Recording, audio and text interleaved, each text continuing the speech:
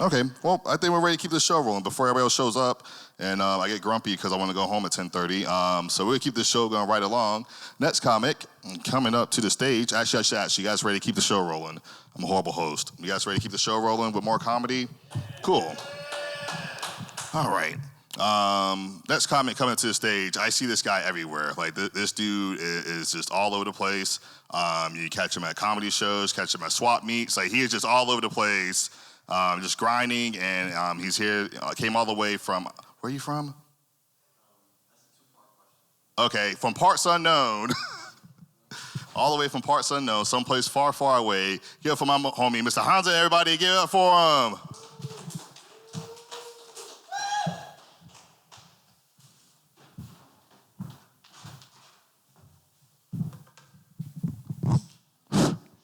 Wow.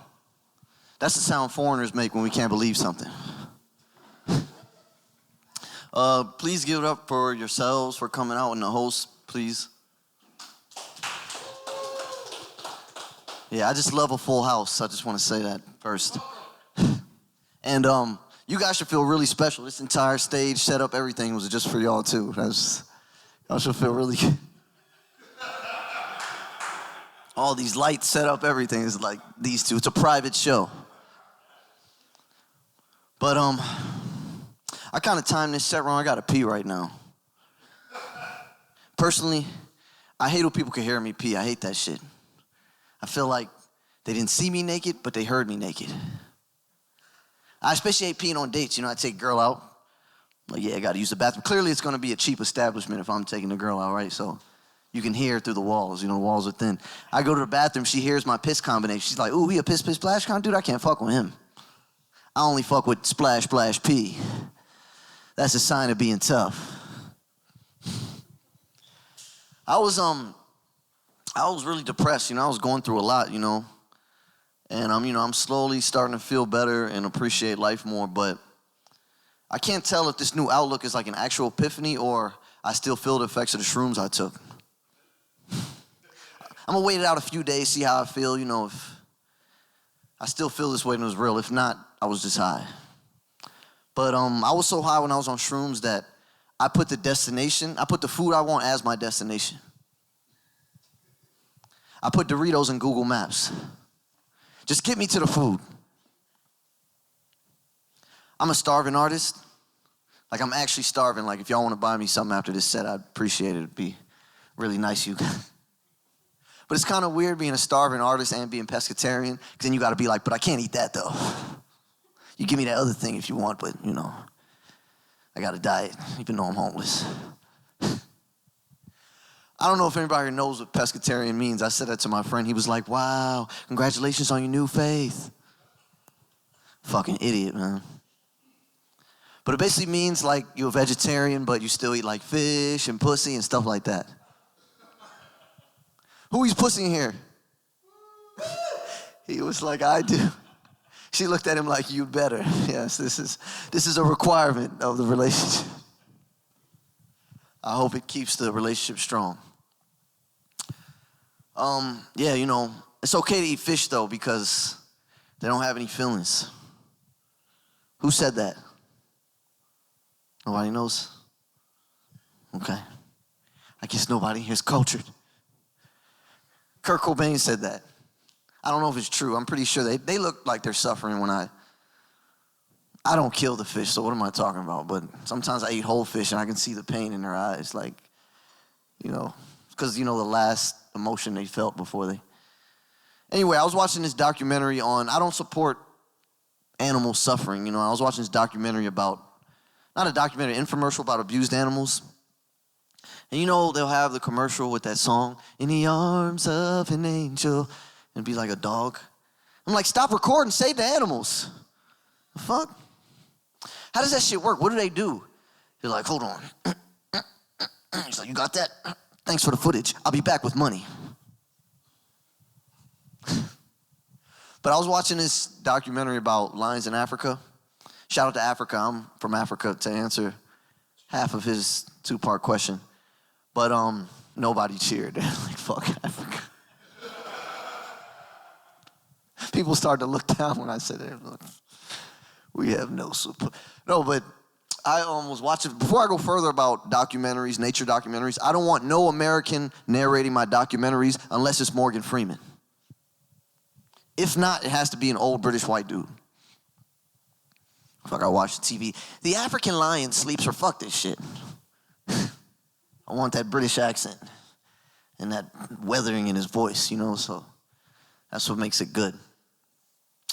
But, does anybody here watch Power? Power Universe? It's like a giant universe, like 7 shows at the same time. It's pretty cool. He was like, I don't watch that. Anybody in here watch that? No? Clearly by the silence, I should be able to tell. But, yeah, I was watching that, and it's actually like, so it's like 7 shows in one universe, and 50 Cent is actually responsible for, like, producing all the shows. It's pretty cool. But I don't know if you guys remember when he used to be like, you remember that? What the fuck is sound like a beaver having a seizure. That's the sound I make when I come. My girl was like, did you come? I said, you heard the fuck is you talking? I think what it is 50 Cent got a speech impediment. He was just trying to hide that shit.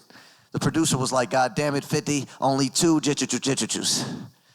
He was like, all right, I want to do 12, but I guess we got to wrap this studio session up.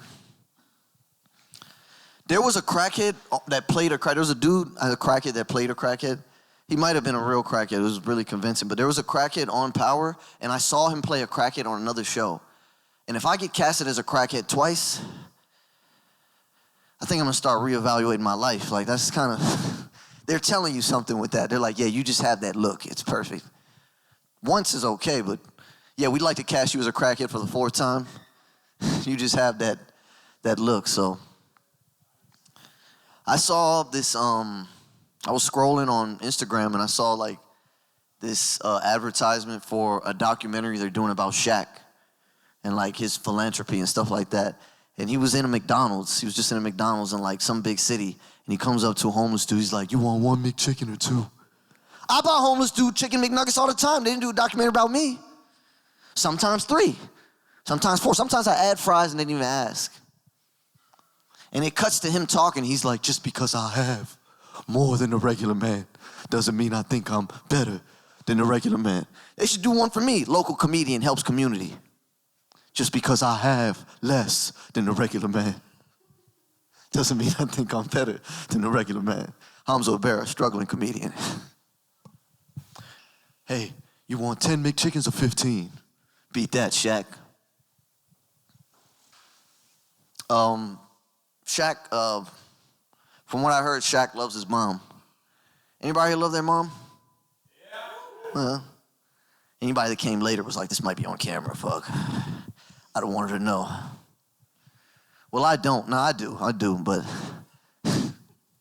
it's hard to sometimes, you know. But yeah, I love my mom, but growing up, my mom was really into mental attacks. She was good at physical attacks too, don't get me wrong, but that wasn't her specialty. She loved mental manipulation. That's how she got what she wanted. She'd be like, Hamza, can you go to this wedding and wear this outfit? I'm like, no, Mom, I'm a grown man. I'm not. You'll appreciate when I die. Damn. Give me the outfit, fuck. It's always fun when you're doing like the foreign parent, you know, to do the funny accent and stuff, but my mom actually came when she was 13 years old, so she speaks good English. She'd be disrespecting me in good English. Hamza, you fucking failure to society. I'm like, damn. You are a plethora of shortcomings. But y'all racist, y'all want that. Hamza, why you do this? My mom won't do all that. She'd be like, fuck you. But y'all racist, y'all want that. Hamza, I come from the old country. Why am I doing an Italian accent for my mom? I just thought about that. The fuck? I just had my mom sound like an old Italian mob boss's mom right now. Tony, please, don't join the mafia. Tony gonna join the mafia. It's too late. Hanging out with the wrong crew. That's what happens if you don't raise your kids. The streets do it. The lesson. I'm not trying to get too dark on you guys, but I'm just gonna keep going. You guys are here for me. I knew I was abused as a child. You know how I knew I was abused as a child? Because sometimes I used to go to school with like bruises and cuts, and I come up to my white friends, and they'd be like, geez, Hamza, that's child abuse. I'm like, you don't even get hit. What do you know? Then I come up to my black friends and they be like, your mom did this to you? I get hit, bro, but that's child abuse. I guess I was abused as a child. I gotta get out of here. You guys have seen I've made race jokes and stuff like that, a few. But I want you all to know that I fuck with everybody, okay? Black, white, Chinese, Mexican. That's it, only those 4. All right, Hamza, Aberra, thank you so much.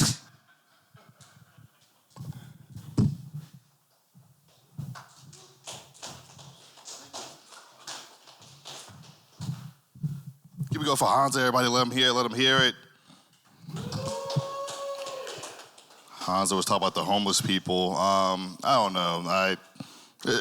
Y'all live in Woodbridge? Everybody lives in Woodbridge or nearby?